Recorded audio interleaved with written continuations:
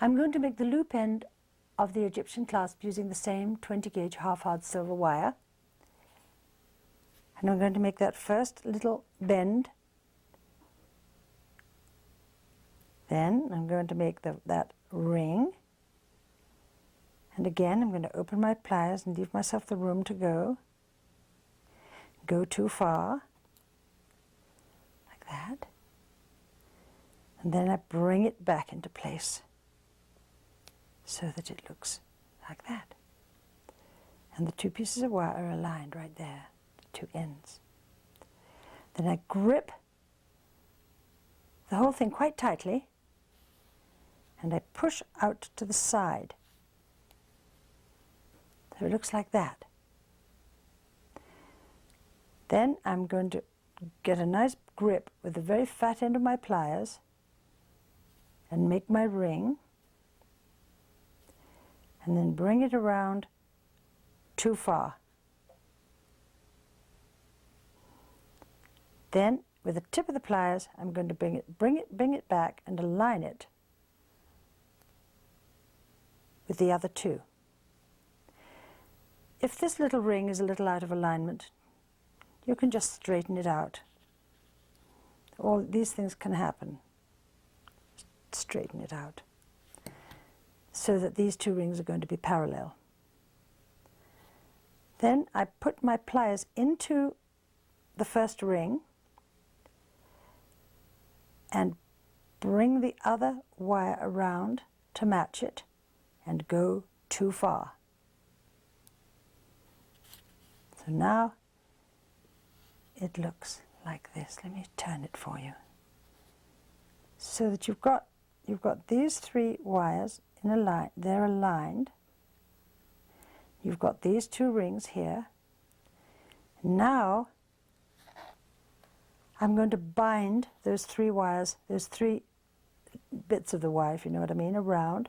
I'm going to bind them in, keeping this always at a right angle. Bind it nice and tight and firm until the little one in the middle is hidden. It's been bound in. Then I'm going to cut this wire so that the end of it will end up in the middle, the way we did last time.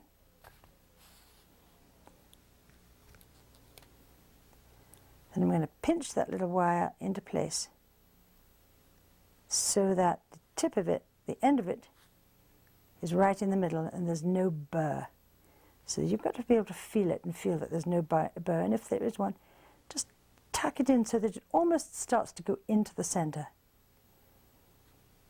And there's the other side of your Egyptian clasp. So hook it together, and there's your Egyptian clasp. It takes practice. I can assure you it does take a lot of practice, and you might want to try doing it lots of times with some inexpensive copper wire to begin with, till you feel you've got the measurements the way you want them. Now that we've got through the process of making this clasp in 20 gauge wire, I want to talk to you about the other gauges. If you make it in 18 gauge, it's going to be lovely on your, well, you can use it on a bracelet, and you can use it on the necklaces with the, you know, the big trade beads and so forth, or your larger beads. But you can also go to 14 gauge, you can go to 16 gauge, 14 gauge. Let me see, the 14 gauge I've used on belts, very, very handsome. The other thing you can do with the clasp is you can open up the rings on each side and make it into a sort of a hook and eye set. If you make garments, for instance, that particular design of that hook and eye with the loops open at each side, flattened, is known in England anyway as frogging, and it's wonderful if you're into making clothes for reenactments and things like that. Very, very nice.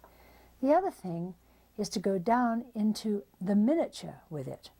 If you are a doll maker, for instance, or you dress dolls, you know how hard it is to find a good clasp. And when you're making a doll that's either an ethnic one or a period piece, you certainly don't want to use a contemporary clasp. So you should try making this clasp with needle nose pliers, the very finest you can find, and 24 gauge wire. You'd be amazed how small you can make it.